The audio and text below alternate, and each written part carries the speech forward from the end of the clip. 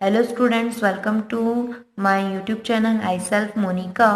आज हम केपलर के नियम देखेंगे और केपलर के नियम क्या हैं, जिसमें केपलर ने सूर्य के चारों ओर ग्रहों की गति को समझने के लिए 3 नियम प्रतिपादित किए हैं। जिससे पहले नियम को हम कहते हैं पथ का नियम, क्योंकि इसमें पथ के बारे में बताया केपलर ने कि प्रत्येक ग्रह सूर्य के चारों ओर एक दीर्घ वृत्ताकार कक्षा में चक्कर लगाता है। जैसे कि यहाँ पर है कि कोई दीर्घ वृत्ताकार है, पथ है, जिसमें आपका कोई भी ग्रह जो होगा वो चक्कर लगाता है और सूर्य जो होता है वो फोकस पर स्थित होता है। और इसके सेकंड जो नियम है उसमें बोला है केपलर ने कि सूर्य और ग्रह को मिलाने वाली जो रेखा होगी वो बराबर समय में बराबर क्षेत्रफल क्या करती है, तय करती है। अर्थात हम कह सकते हैं कि कक्षा में ग्रह की रेखीय चाल जो है वो इस प्रकार बदलती है कि ग्रह को सूर्य से मिलाने वाली रेखा की क्षेत्रीय चाल नियत बनी रहती है। इसका मतलब ये है कि जब आप इस ग्रह क्या होगा आपका इस वृत्ताकार कक्षा में गति करता है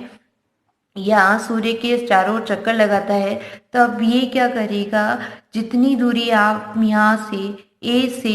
बी बिंदु तक जाने में लगा रहे हैं, टी समय में जितनी दूरी आप तय कर रहे हैं और जितना क्षेत्रफल आप तय करते हैं उतना ही क्षेत्रफल सी से डी जाने में आप समय भी वही लेंगे और क्षेत्रफल भी उतना ही तय करेंगे। इसका मतलब ये है कि इसकी जो रेखीय चाल तो नियत नहीं होती, लेकिन इसकी क्षेत्रीय चाल जो है वो नियत होती है। यानी ये ए से बी जाने में समय उतना ही लेगा जितना सी से डी जाने में लेगा, लेकिन यहाँ पर जो ग्रह की चाल होती है वो बहुत धीरे धीरे होती है और यहाँ पर जो चाल होगी वो बहुत तेज होती है, जिसके कारण इसका जो क्षेत्रफल है वो इसी क्षेत्रफल के इक्वल होता है। Area of A S B जो है वो किसके इक्वल हो जाएगा, area of C S D के इक्वल हो जाता है। लेकिन जो यहाँ पर आपकी रेखीय चाल होगी, या फिर आप कह सकते हैं कि यहाँ पे जो ए से बी की डिस्टेंस या सी से डी की डिस्टेंस है वो क्या होती है, वो अलग अलग होती है। ए से बी की डिस्टेंस क्या होगी, छोटी होगी सी से डी की डिस्टेंस पे। जो डिस्टेंस छोटी होगी उस पर ग्रह क्या होगा, धीरे चलेगा, और जहाँ पर डिस्टेंस लंबी होगी वहाँ क्या हो जाता है, ग्रह तेजी से चलेगा। जो कि हमने यहाँ देखा है कि नियत बनी रहेगी, लेकिन रेखीय चाल नियत नहीं होती है। जब ग्रह सूर्य के क्या होगा, समीप होता है यानी पास में होगा, जैसे कि यहाँ है सूर्य के पास में है ग्रह, तो क्या होगा, उसकी रेखीय चाल अधिकतम होती है। वो तेज चल करके तेज ज्यादा क्षेत्रफल घेरता है। और तथा जब ग्रह जो है वो सूर्य से दूर होता है, जैसे कि ए बिंदु पर है, तो वो क्या होगा, तो उसकी जो रेखीय चाल है वो न्यूनतम होती है, तो धीरे धीरे चल करके कम ही क्षेत्रफल या दूरी तय करता है। तो यहाँ पर ये क्षेत्रफल और ये क्षेत्रफल इक्वल ही होता है। इसके बाद हम देखेंगे कि जो तीसरा नियम है उसमें क्या बोला है केपलर ने कि किसी ग्रह के परिक्रमण काल का वर्ग, परिक्रमण काल यानी सूर्य के एक पूरा चक्कर लगाना उसका परिक्रमण काल होता है। वो क्या होगा, उसको मान लेते हैं आप टी है, तो उसका स्क्वायर यानी वर्ग दीर्घ वृत्त की अर्ध दीर्घ अक्ष। अब उसमें जो आपका दीर्घ वृत्त होता है उसमें दो अक्ष होंगी आपकी, एक होती है लघु अक्ष और एक होती है दीर्घ अक्ष। तो उन्होंने बोला है कि जो अर्ध दीर्घ अक्ष है, तो अगर आपकी ये पूरी यहाँ से यहाँ तक की जो दीर्घ अक्ष है वो 2a है, तो यहाँ से आधी जो अक्ष होगी वो क्या हो जाएगी, आपकी a हो जाती है। ठीक है, तो ये जो है वो क्या होगी, आपके दीर्घ परिक्रमण काल का जो वर्ग होगा वो अर्ध दीर्घ अक्ष के घन के अनुक्रमानुपाती होगा, यानी इस अर्ध अक्ष के अनुक्रमानुपाती होता है। तो इसके लिए हम देखते हैं कि यदि किसी ग्रह का सूर्य के परितः परिक्रमण काल कितना है, टी है, तथा उसकी कक्षा की अर्ध दीर्घ अक्ष जो है वो ए है, तो उसमें क्या हो जाएगा, आपका टी स्क्वायर प्रोपोर्शनल हो जाएगा ए क्यूब के। अर्थात हम कह सकते हैं कि जो ग्रह सूर्य से जितना दूर होगा उसका परिक्रमण काल भी क्या होता है, उतना ही अधिक होता है। यानी यहाँ पे हम देखेंगे कि आप ऊपर वाले डायग्राम में देख सकते हैं कि ये जो ग्रह है वो सूर्य से ज़्यादा दूरी पर है, तो इसको इसका पूरा जो चक्कर लगाने में वापस यहाँ पर आने में इसको जितना टाइम लगेगा उससे कम टाइम इसको जो सूर्य के पास में ग्रह है उसको कम टाइम लगेगा। तो हम देख सकते हैं जैसे कि सूर्य से जो बृहस्पति ग्रह है वो ज़्यादा दूरी पर है, तो उसको क्या देखेंगे कि जो उसका परिक्रमण काल होता है वो क्या होता है सारे ग्रहों में से ज़्यादा होता है, जबकि आपका जो सूर्य के पास में जो ग्रह है बुध ग्रह उसके परिक्रमण काल जो होता है वो सारे ग्रहों के परिक्रमण काल से बहुत कम होता है। फिर हम क्या करते हैं, अब केपलर के प्रथम नियम का निगमन देखेंगे। तो केपलर के प्रथम नियम के निगमन के लिए हम क्या करते हैं, एक स्मॉल m द्रव्यमान का ग्रह ले लेते हैं और जो सूर्य का द्रव्यमान है उसको हम कैपिटल M मान लेते हैं। अब उसके गुरुत्वीय क्षेत्र में गतिमान है, सूर्य के गुरुत्वीय क्षेत्र में कौन गतिमान है, ग्रह स्मॉल m द्रव्यमान का ग्रह गतिमान है। गुरुत्वीय क्षेत्र इसलिए बोला है क्योंकि यहाँ पर सूर्य के कारण ग्रहों पर गुरुत्वाकर्षण बल लगता है। तो उस पर हम देखते हैं कि जो स्मॉल m द्रव्यमान है वो कहाँ पर है, ए बिंदु पर है, और ए बिंदु पर है तो ए बिंदु पर सूर्य के कारण ग्रह पर लगने वाला जो गुरुत्वाकर्षण बल होगा वो क्या हो जाता है आपका F factor G equals to minus capital G है capital M small m by R square R cap. और इसको इक्वेशन नंबर 1 दे देते हैं जहाँ पे r जो है वो क्या होगी, सूर्य से ग्रह की दूरी होती है। अतः यह बल क्या होगा, त्रिज्यीय तथा केंद्रीय होता है, क्योंकि यहाँ पर जो सूर्य है वो एक स्थित बिंदु है और बाकी क्या कर रहा है, इस पर आप जो गुरुत्वाकर्षण बल लगा रहे हैं वो इसी की तरफ लग रहा है, सूर्य की तरफ लगता है। तो ये क्या हो गया, एक केंद्रीय बल हो जाएगा। और केंद्रीय बल होने के बाद हम क्या करते हैं, इसमें न्यूटन की गति के नियमानुसार देखेंगे कि बल जो होगा वो क्या हो जाता है,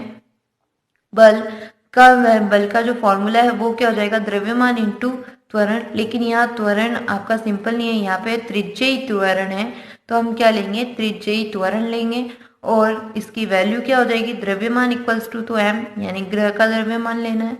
और त्रिज्यीय त्वरण जो है वो क्या हो जाएगा आपका d square r by D T square minus r D theta by D T का होल स्क्वायर। यहाँ पे डी थीटा क्या है, जितना आपका ग्रह डी टी समय में थीटा बनाता है वो डी थीटा हो जाएगा आपका, और उसका डी टी की रिस्पेक्ट में डिफ्रेंशिएशन करना है।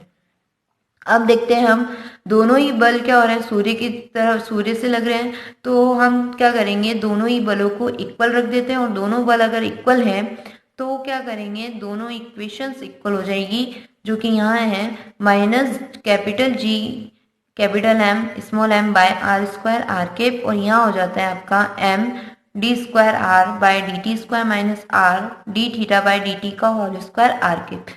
यहाँ पे देखेंगे हम स्मॉल m से स्मॉल m कैंसिल हो जाएगा, और आर कैप और आर कैप दोनों ही एक ही डायरेक्शन है तो ये के भी कैंसिल हो जाते हैं, तो सिर्फ अपने पास बचेगा minus capital G capital M by R square equals to D square R by D T square minus R omega square. Omega square क्यों लिखा है, क्योंकि D theta by D T जो होता है वो क्या होता है, कोणीय वेग होता है, जिससे आप ओमेगा से डिनोट करेंगे। तो यहाँ पे क्या हो जाएगा आपका ओमेगा स्क्वायर हो जाएगा। अब क्या करते हैं, हम इस पूरे समीकरण को आर क्यूब से इंटू करते हैं, और आर क्यूब से इंटू करेंगे तो यहाँ क्या हो जाएगा आपका पास minus G capital M R cube by R square R cube D square bye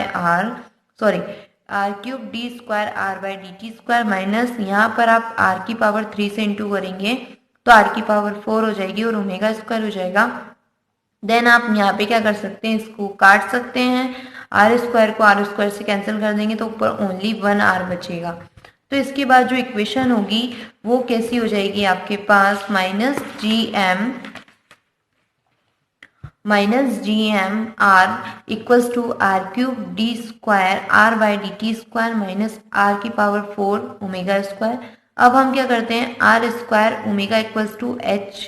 constant ले लेते हैं, तो यहाँ पर हम कांस्टेंट लेंगे तो इसकी वैल्यू क्या हो जाएगी आपके पास minus G M R equals to R cube D square R by D T square minus H square हो जाता है। इस इक्वेशन को नंबर 2 दे देते हैं और अब हम इसको थोड़ा सा साइड रख के देखेंगे कि D square R by D T square की वैल्यू निकालते हैं। उसके लिए हम आर को देखेंगे, क्या ले लेते हैं हम, माना कि आर इक्वल्स टू 1/u है और 1/u है, तो अभी हमने देखा है H equals to R square omega लिया है, तो ओमेगा की वैल्यू क्या हो जाएगी, एच अपॉन आर स्क्वायर, और 1/r इक्वल्स टू यू हो जाएगा, तो यहाँ पे आर स्क्वायर है तो यू स्क्वायर हो जाएगा। देन जो आपका ओमेगा है वो क्या था, D theta by D T है, तो D theta by D T क्या हो जाएगा आपका, एच यू स्क्वायर आ जाएगा। अब हम क्या करेंगे, आर का डिफ्रेंशिएशन करते हैं टी की रिस्पेक्ट में, तो आर की वैल्यू रख देंगे 1/u और इसकी 1/u का differentiation minus 1/u square D U by D T हो जाता है। अब इस डी टी को क्या करेंगे हम, डी थीटा से multiply, D U by D T को डी थीटा से मल्टीप्लाई भी करेंगे, डिवाइड भी करते हैं, तो उसको हम ऐसे लिख सकते हैं D U by D theta by D T, ये कैंसिल भी हो सकता है तो वापस ये आ जाएगा। फिर इसके बाद हम देखेंगे कि जो D theta by D T की वैल्यू आपको पता है यहाँ पर लिखी है, तो हम यहाँ रख देते हैं एच यू स्क्वायर आ जाएगा और यू स्क्वायर से यू स्क्वायर कैंसिल हो जाएगा, तो आपके पास आ जाएगा minus H D U by D theta आ जाता है। अब हम क्या करेंगे, डबल डिफ्रेंशिएशन करते हैं, तो यहाँ पर h कांस्टेंट है तो माइनस एच बाहर रहने देंगे, D U by D theta का डिफ्रेंशिएशन करेंगे तो D square U by D T and D theta ले लेंगे। अब डी थीटा ऑलरेडी है,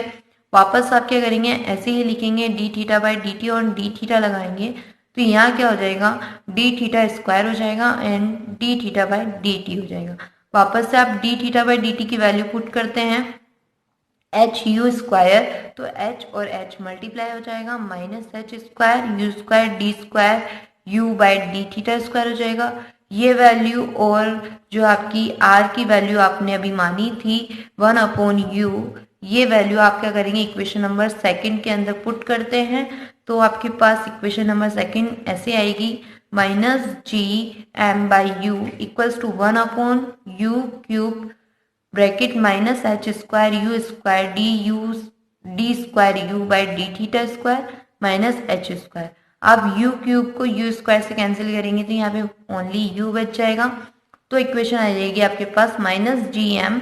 by U equals to minus H D square U by D theta square minus H square और अपन में यू। अब u सिर्फ इसी के अपॉन में है और इसको इससे कैंसिल करने के लिए आपको क्या करना पड़ेगा, एलसीएम लेके इसको सॉल्व करेंगे। तो अब हम क्या करेंगे, इसको एलसीएम लेके सॉल्व करेंगे तो एच स्क्वायर के साथ आपका u आ जाएगा और नीचे जो आपका डिनोमिनेटर u है वो कैंसिल हो जाएगा दोनों तरफ से, तो आ जाएगा आपके पास minus G M upon U equals to minus H square U D square U by D theta square minus U H square हो जाएगा और पूरे के अपॉन में u आ जाएगा और u से u कैंसिल हो जाएगा। अब आप माइनस एच स्क्वायर को दोनों साइड से कॉमन लेते हैं तो यहाँ प्लस आ जाएगा और u बच जाएगा और यहाँ पे बच जाएगा D square U by D theta square. अभी माइनस इधर भी है माइनस इधर भी तो कैंसिल हो जाएगा और जी एम और ये एच स्क्वायर इसके अपॉन में भेज देते हैं, तो G M upon H square equals to बच जाएगा आपके पास D square U by D theta square plus U. अब क्या करते हैं, हम इस जी एम को इधर भेज देते हैं और u, अब ये आपने देखा है कि जो g भी कांस्टेंट है, m भी कांस्टेंट है, h स्क्वायर भी कांस्टेंट है, तो ये पूरी वैल्यू क्या हो जाएगी, नियत हो जाती है। अर्थात अब आप क्या करते हैं, इसका डबल डिफ्रेंशिएशन करते हैं, वो भी क्या होगा, 0 होगा। तो हम क्या करेंगे, इस u की जगह पर आप u minus G M by H square रख देंगे, तो अब आपके पास एक इक्वेशन बन जाती है D square by D theta square U minus G M by H square plus U minus G M by H square equals to 0। तो अब हम इस समीकरण का जो हल है वो कैसे ले लेते हैं कि u minus G M by H square equals to A cos theta ले लेंगे, तो आप इसको इधर भेज देते हैं, u equals to G M by H square plus A cos theta आ जाएगा। अब हम क्या करेंगे, दोनों साइड में H square by G M से इंटू कर देते हैं, तो यहाँ आ जाएगा U H square by G M plus equal और ये कैंसिल होकर के 1 हो जाएगा प्लस यहाँ पर आ जाएगा आपके पास H square A by G M cos of theta. अब यहाँ देख सकते हैं कि आप u का भी मान रख देंगे, r आता है तो यहाँ पे हो जाएगा H square by G M upon R equals to 1 plus H square A by G M cos of theta. अब ये जो इक्वेशन है ये कॉनिक सेक्शन की इक्वेशन जैसी दिखती है, क्योंकि कॉनिक सेक्शन की इक्वेशन जो है वो क्या होती है आपकी L upon R equals to 1 plus E cos theta क्या होती है आपकी कॉनिक सेक्शन की इक्वेशन होती है, जहाँ पर L क्या होगा नाभि लंब की लंबाई होती है और जो E होता है वो उत्केंद्रिता होता है। तो जो अभी आपकी इक्वेशन आई है वो भी ऐसे ही है, अपॉन में आ रहे और कॉस थीटा आ रहा है, तो आप उसको कंपेयर करेंगे तो जो E की वैल्यू निकलेगी वो क्या हो जाती है आपकी H square A by G M, और L की वैल्यू जो हो जाएगी वो होगी H square by G M. तो अब हम क्या करेंगे, इसको दीर्घवृत्त बताने के लिए जो आपकी E की वैल्यू है वो क्या होनी चाहिए, लेस देन ऑफ 1 होनी चाहिए, यानी H square A by G M भी लेस देन 1 होगा, तभी ग्रह का जो कक्षा होगी वो दीर्घवृत्तीय होती है। तो अब इसका मान निकालने के लिए हम क्या करेंगे, ग्रह की कुल ऊर्जा E के रूप में आप जो ये स्मॉल e उत्केंद्रिता की वैल्यू लिखते हैं। तो हम क्या करेंगे, ग्रह की कुल ऊर्जा देख लेते हैं क्या होती है। कुल ऊर्जा ग्रह की गतिज ऊर्जा प्लस स्थितिज ऊर्जा होगी। गतिज ऊर्जा का फॉर्मूला 1/mv² होता है, प्लस आपका ग्रहों की गति के लिए स्थितिज ऊर्जा का फॉर्मूला हो जाएगा -gmm/r। यहाँ पर अब हम क्या करेंगे, जो आर है आपका वो क्या होगा, मिनिमम और मैक्सिमम होगा। तो हम यहाँ देखेंगे कि जो सूर्य से अधिकतम दूरी को आर मैक्सिमम ले लेते हैं और न्यूनतम दूरी को आर मिनिमम ले लेते हैं। तो वेग वेक्टर क्या होगा, वेग वेक्टर हो जाएगा आपके पास R D theta by D T omega, omega की value H upon R square से आर कैंसिल हो जाएगा, देन एच अपॉन आर बच जाएगा। अब हम देखेंगे कि जो E है वो क्या हो जाएगा 1/2 mh बाय आर मिनिमम का whole square minus G capital M by R minimum. यही हम मैक्सिमम के लिए भी ले लेते हैं 1/2 mh upon R maximum whole square minus GM by R maximum. अब हम देखते हैं कि जो कॉनिक सेक्शन है उसके लिए L upon R equals to 1 plus E cos theta में क्या हो जाएगा, आर मैक्सिमम की जो वैल्यू है वो कब होगी, जब आपका थीटा इक्वल्स टू क्या होगा पाई हो जाएगा, और कोस थीटा पाई अगर आप रखते हैं कोस पाई की वैल्यू वो -1 हो जाएगी, तथा आर मिनिमम कब होगा, जब उसका थीटा कितना होगा 0 होगा और कोस 0 की वैल्यू 1 हो जाती है। तो जो आपका एल अपॉन आर मैक्सिमम है वो किसके इक्वल हो जाएगा 1 माइनस ई के इक्वल, और एल अपॉन आर मिनिमम है वो किसके इक्वल हो जाएगा 1 प्लस ई के इक्वल हो जाता है। तो अब हम देखते हैं कि यहाँ से हम ई की वैल्यू निकाल लेते हैं, तो R maximum minus R minimum upon R maximum plus R minimum हो जाता है। लेकिन अब हम क्या करेंगे, एल अपॉन आर मैक्सिमम या एल अपॉन आर मिनिमम की वैल्यू देखेंगे। एल अपॉन आर मैक्सिमम को नहीं देखना है आपको, एल अपॉन आर मिनिमम को ही देखेंगे हम, क्योंकि यहाँ पे वैसे तो दोनों इक्वेशन एक जैसी हैं तो आपको कोई दिक्कत नहीं आएगी। तो हम एल अपॉन आर मिनिमम से 1 अपॉन आर मिनिमम की वैल्यू निकालते हैं। तो आपके पास एल अपॉन आर मिनिमम की जो वैल्यू है वो किसके इक्वल हो जाती है 1 प्लस ई के इक्वल हो जाएगी, जहाँ से आप एल को अपॉन में भेज देते हैं तो 1 अपॉन आर मिनिमम की वैल्यू निकालेंगे। एल की वैल्यू अभी देखिए आपने H square upon G M होती है वो रख देंगे। अब ये इक्वेशन कहाँ रख देंगे आप, ई वाली इक्वेशन के अंदर, कैपिटल ई वाली इक्वेशन में। तो कैपिटल ई इक्वल्स टू क्या हो जाएगा 1/2 M H square bracket 1 plus E by H square G M का whole square minus G M small M 1 plus E by H square upon G M. अब यहाँ पर क्या हो जाएगा, ये चेंज हो जाएगा, ऊपर चला जाएगा आपके पास। तो अब यहाँ देखते हैं हम क्या हो जाता है आपके पास, E equals to 1/2 G square M bracket 1 plus E का whole square upon H square. यहाँ h की पावर 4 हो जाती है जिससे एच स्क्वायर कैंसिल हो जाएगा, g और m का होल जी स्क्वायर एम स्क्वायर लेकर के आप ऊपर भेज देते हैं, इसलिए जी स्क्वायर एम स्क्वायर हो जाएगा। यहाँ पर भी सेम जी और एम ऊपर जाएगा तो इन दोनों से इंटू हो जाएगा, इसलिए जी स्क्वायर और एम स्क्वायर, स्मॉल एम जैसा है वैसा ही रहेगा, एच स्क्वायर जहाँ पर है वहीं रहेगा, 1+e जैसा है वैसा ही रहेगा। अब हम देखेंगे कि ये जो इक्वेशन है ये क्या बनती है, क्वाड्रेटिक इक्वेशन बनती है, A X square plus B X plus C equal to 0 की फॉर्म में बन रही है। तो आप इसको बनाने के लिए आप e को इधर लेके आ जाते हैं माइनस में। अब तो हम यहाँ पे क्वाड्रेटिक फॉर्मूला लगा देते हैं, x equals to minus B plus minus root B square minus 4ac/2 है। तो यहीं पे हम देखेंगे कि जो x है वो कहाँ है, यहाँ पे 1+e जो है वो x की वैल्यू बताता है। तो हम 1+e की वैल्यू यहाँ से इसी फॉर्मूले क्वाड्रेटिक फॉर्मूले से निकालेंगे तो क्या आ जाता है आपके पास, G square M square M by H square plus minus G square M by H square का होल स्क्वायर माइनस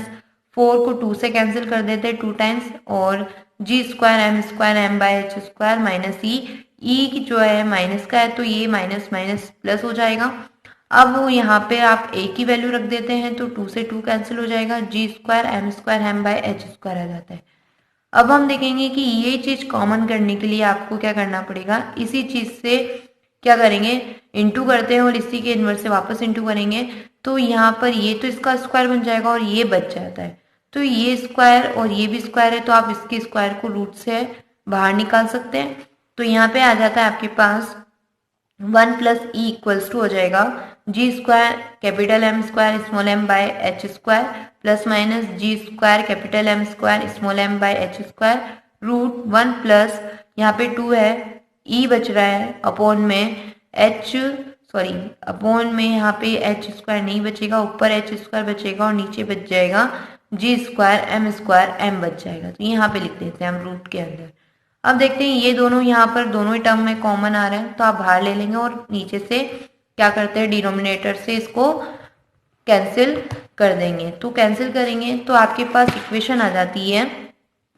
क्या आ जाएगी आपके पास equation, 1+e equals to 1 plus minus root 1+2e H square by G square M आ जाता है। अब हम क्या करेंगे, 1 से 1 कैंसिल हो जाता है आपका और e की वैल्यू आ जाती है आपके पास root 1+2 capital E H square by G square M आ जाएगा। अब रूट हटाने के लिए क्या करते हैं, हम दोनों साइड का स्क्वायर कर लेंगे और दोनों साइड का स्क्वायर करते हैं तो यहाँ पर आ जाएगा आपका ई स्क्वायर और इक्वल यहाँ हो जाता है आपके पास 1+2e H square by G square M आ जाएगा। अब क्या करेंगे, हम 1 को आप इधर भेजेंगे तो e स्क्वायर -1 हो जाएगा और इधर हो जाएगा 2e H square by G square M आ जाएगा। अब हम क्या करेंगे, यहाँ पर e को क्या बताना है, लेस देन ऑफ 1 बताना है तो हम इसको 1 में से माइनस करेंगे, 1 में से माइनस करेंगे तो जो भी टर्म बनेगी वो माइनस की आ जाएगी आपके पास। तो ये वैल्यू क्या हो जाती है, capital E equals to minus G square M by 2h square bracket 1 minus E square. तो इसके बाद हम देखते हैं कि जो इससे स्पष्ट क्या होता है आपका कि E जो है अगर लेस देन 1 है तो ही आपके ग्रह की कुल ऊर्जा क्या होगी, ऋणात्मक होगी और ग्रह की जो कक्षा होगी वो दीर्घवृत्त के रूप में बंद होगी। यही क्या है आपका केपलर का प्रथम नियम है। अब आप जो देखते हैं कि जो आर मैक्सिमम और आर मिनिमम निकाल रहे थे और उसके लिए cos थीटा देख रहे थे तो आपने जो दीर्घवृत्त बनाया था इसके हमने देखा था कि जो आर मिनिमम होगा वो कहाँ होगा, इधर किस तरफ होगा और यहाँ जो थीटा होता है वो क्या हो जाएगा आपका 0 हो जाएगा। अब यही क्या करेंगे, आप इसको घुमा करके आप लेकर आते हैं तो मैक्सिमम इसी पॉइंट पे होगा, तब आपका आर जो हो जाता है वो मैक्सिमम हो जाएगा और यहाँ जो एंगल होगा आपका ये पूरा एंगल वो कितना होता है पाई यानी 180 डिग्री हो जाएगा। तो आप इसको देख सकते हैं। तो इसलिए यहाँ पर आपने जो cos of theta equals to क्या हो जाएगा आपका, cos पाई हो जाएगा और पाई की वैल्यू कितनी होती है -1 हो जाती है और cos 0 की जो वैल्यू हो जाएगी वो 1 हो जाती है। इसलिए आपने क्या करा, मिनिमम पे निकालेंगे हम cos 0 के लिए, तो वो e+1 के रूप में आएगी आपकी। तो यहाँ से आप इसकी वैल्यू निकाल सकते हैं। अब हम देखते हैं कि अगर आपकी e की वैल्यू क्या हो जाए, 0 हो जाए, तब क्या होगा। तब कुछ नहीं होगा, आपका e की वैल्यू 0 हो जाए तो माइनस जो आपकी ऊर्जा होगी वो किसके इक्वल हो जाती है, -g²m² m/2h² के इक्वल हो जाएगी। और जो आपकी ग्रह है वो सूर्य के चारों ओर एक वृत्ताकार कक्षा में गति करेगा, या वृत्ताकार कक्षा उसकी ग्रह की कक्षा वृत्ताकार होगी। इसके बाद हम देखते हैं कि अगर E जो है वो >1 हो जाए या =1 हो जाए, तब क्या होगा। तो यहाँ पर क्या हो जाएगा, आपके पास अगर =1 होगी तो ये पूरी ही वैल्यू 0 हो जाएगी, यानी उसकी एनर्जी कितनी होगी, 0 हो जाएगी। और अगर >1 हो जाती है तो यहाँ पर आपके पास इसकी वैल्यू क्या हो जाएगी, पॉजिटिव हो जाएगी। और पॉजिटिव हो जाएगी तो हम यहाँ देखेंगे जो E है वो क्या हो जाएगा, उसकी गति जो ग्रह की जो कक्षा होगी वो कौन सी हो जाएगी, आपकी अति परवलयिक होगी जब पॉजिटिव होगा। और अगर 0 रहा तो उसकी जो ग्रह की कक्षा है वो कौन सी ग्रह की कक्षा हो जाती है, आपकी परवलयाकार हो जाती है। ओके स्टूडेंट, तो आई होप आज का वीडियो आपको पसंद आया है। प्लीज़ अगर पसंद आया है तो लाइक करें, कमेंट करें एंड शेयर करें माय यूट्यूब चैनल।